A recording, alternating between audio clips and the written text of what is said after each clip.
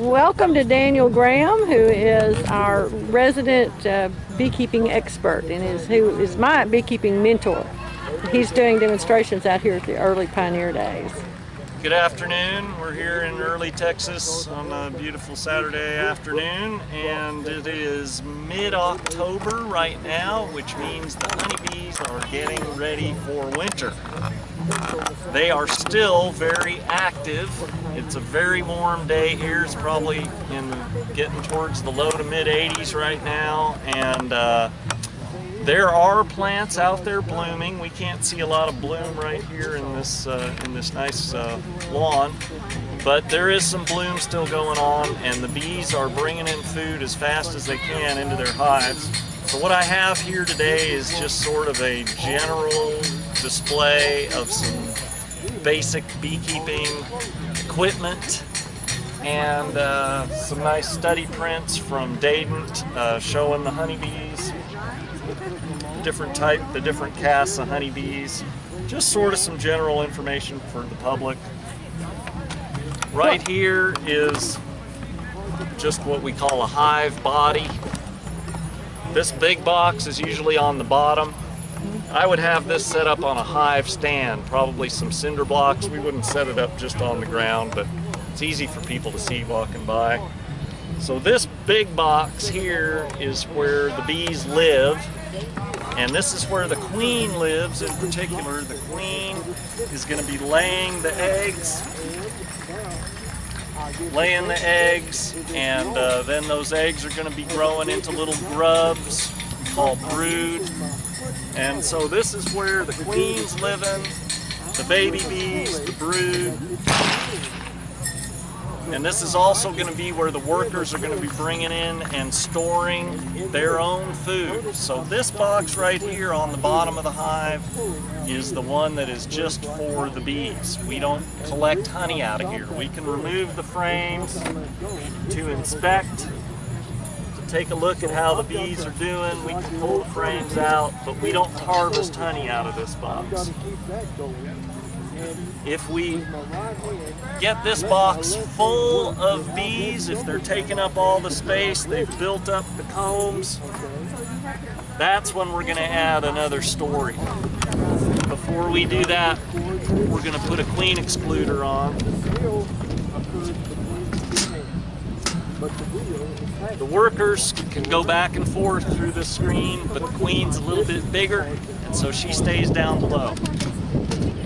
Really don't want the queen laying eggs in our honey, because people like to eat the honey without baby bees in it. Most of us anyway. So now that we got the queen excluder on, we can add another box, a super. These frames are empty, but they'd have the foundation or the comb in here. This box is going to be just honey. So this time of year, going into winter, as I said, it's mid-October, we'd like to have this box full of honey just for the bees for the winter. So I would not be harvesting this time of year. However, last week, I added another box. It was actually a little bit more shallow than this box. Added another box. And I'm hoping that if they fill that in the next few weeks, I may have another fall honey crop. That's good to hear, because as you know, mine have had hive beetle, and so I had to remove my supers, which they hadn't started building comb in yet, while I was treating for the hive beetle, because you can't have a super on there while you're doing that. Oh, okay. And that's what the instructions said. I've got some hive beetles. I haven't done anything to control them yet, but I guess if you got too many, they could be a problem. The reason I took my super off is that, number one, it said to, but number two, I noticed that the hive beetles were hiding in there, and the bees were having to chase them around. So there was all this empty space, which you've warned me about before, that too much empty space is not good. Yeah. And so I'm glad to hear that I could still add a super, and hopefully they could produce some of their food. But I'm feeding them again just to be safe, so that they always have food available. Then we got the inner cover, which is kind of like your attic insulation. Notice there's a deep side. It's got a little recess there and a shallow side with no recess. We want that deep side up. So that's going to be our dead air space for insulation. And then we got our telescoping top cover on top. That's the roof. Keep all the rain and the wind out. So that's the hive body. And then we just got the basic beekeeper tools. We got the suit, full suit with the veil. And we got the gloves here. And then all we need is our smoker and the hive tool, and we're ready. You have a novel thing you recommend for using smoker fuel. Well, that's just what I was taught. For smoker fuel, I start out with the shredded paper. You can see it there. Shredded paper in the bottom of your smoker. Light that up for your tinder, and then you got the cow patties for smoker fuel. They don't smell very well, but there's a lot of it around, and it burns slowly, and it makes a lot of smoke. So when it's all natural, organic, you don't have to buy it, you just collect it. Perfect. And it's simple and easy. I got the Dayton catalog here. Dayton is just one of many beekeeping suppliers, and I like Dayton because they've got a Texas warehouse. That means if they're shipping from Texas, you're saving on the shipping. It's also very fast. There's a lot of good information in the Dayton catalog.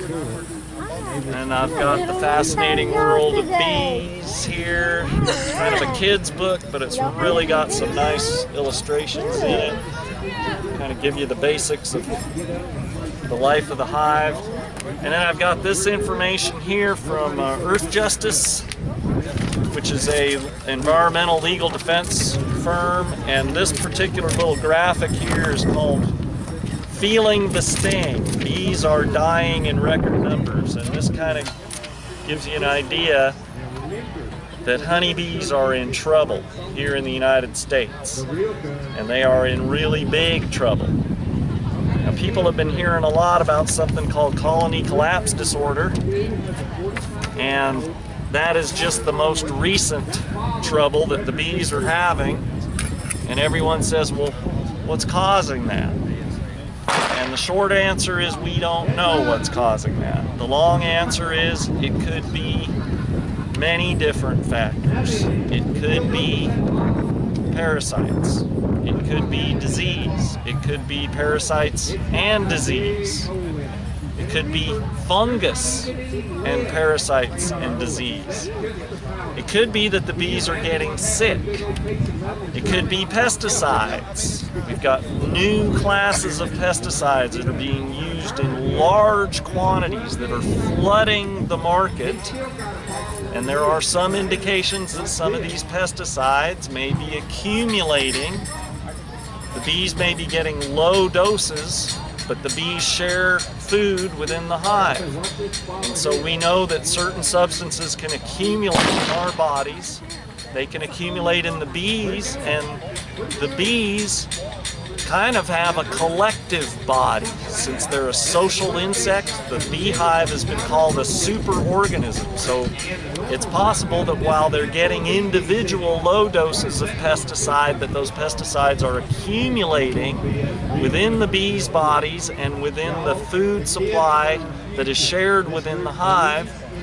And it's also believed that these pesticides could be affecting the bees' ability to navigate, because one of the symptoms of colony collapse disorder is that the bees simply disappear. Not that we find dead bees, but we find empty hives that seem to have been abandoned. However, the value of this graphic that I brought is that it shows a long-term decline of honeybee colonies in the United States beginning in the 40s. Many have made the observation that this exactly corresponds to the beginning of what we now call conventional, chemical-intensive agribusiness in the United States. In other words, the transition from the small family farm, which was basically organic or more natural or sustainable farming practices, to what we have now, which are large corporate factory-type farms, industrialized, using very expensive and energy-intensive machinery, and lots of poison, lots of chemicals, herbicide and pesticide and fungicide. So the trouble that the bees are in has now brought them more attention, and more people are thinking maybe they want to help, maybe they can help by keeping some bees themselves at home. And so the purpose of my display here is just to sort of interest the public, perhaps in becoming a home beekeeper themselves, and just to show them just how simple it is. It's fun, it's interesting,